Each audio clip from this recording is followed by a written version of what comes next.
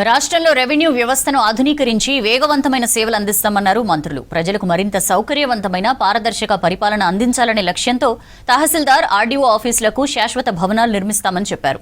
అకాల వర్షాలు పడుతుండటంతో రైతులంతా అప్రమత్తంగా ఉండాలని సూచించారు. తెలంగాణకు ఆర్థిక మూలాలు పెంచేలా రాష్ట్రాన్ని అభివృద్ధి చేస్తామన్నారు మంత్రులు.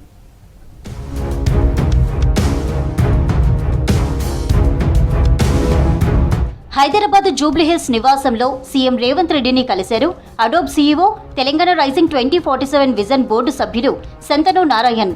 గ్లోబల్ ట్రెండ్స్, అవకాశాలపై, ప్రభుత్వ పరంగా చేపట్టాల్సిన చర్యలపై సీఎంతో కలిసి చర్చించారు.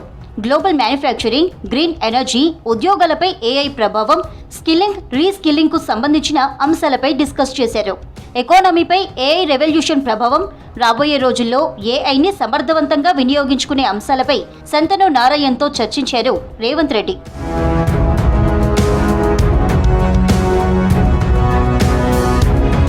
రాష్ట్రంలో అకాల వర్షాలు పడుతున్న నేపథ్యంలో రైతులందరూ అప్రమత్తంగా ఉండాలని సూచించారు మంత్రి తుమ్మల నాగేశ్వరరావు.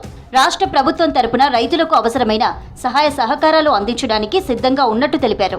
మార్కెట్ యార్డులకు తీసుకువచ్చిన పంట ఉత్పత్తుల కోసం టార్పలిన్ కవర్లను రైతులకు ఉచితంగా అందించాలని అధికారులను ఆదేశించారు. రాత్రి సమయంలో లైటింగ్ ఏర్పాటు చేయాలని, నిల్వల రక్షణ కోసం సీసీటీవీ కెమెరాలు ఏర్పాటు చేసి 24 గంటల పాటు పర్యవేక్షణ ఉండేలా చర్యలు తీసుకోవాలన్నారు మంత్రి తుమ్మల.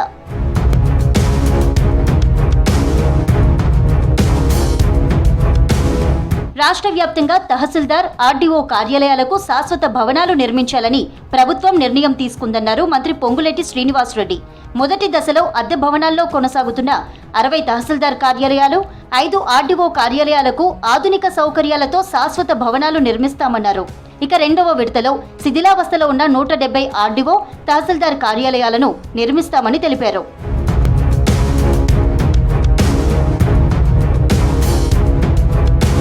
తెలంగాణకు ఆర్థిక మూలాలు పెంచేలా పశుసంవర్ధక శాఖను అభివృద్ధి చేయాలని మంత్రి వాకిటి శ్రీహరి అధికారులకు దిశానిర్దేశం చేశారు. 2026-27 ఏడాదికి పశుసంవర్ధక, పాడి పారిశ్రామికాభివృద్ధి శాఖలకు బడ్జెట్ ప్రతిపాదనలపై సెక్రటేరియట్లో సమీక్ష నిర్వహించారు మంత్రి వాకిటి. పశుసంవర్ధక శాఖకు సంబంధించి హర్యానా, తమిళనాడు, గుజరాత్ రాష్ట్రాల మోడల్ను ఆదర్శంగా తీసుకొని రాష్ట్రంలో పథకాలను డిజైన్ చేయాలని సూచించారు మంత్రి వాకిటి.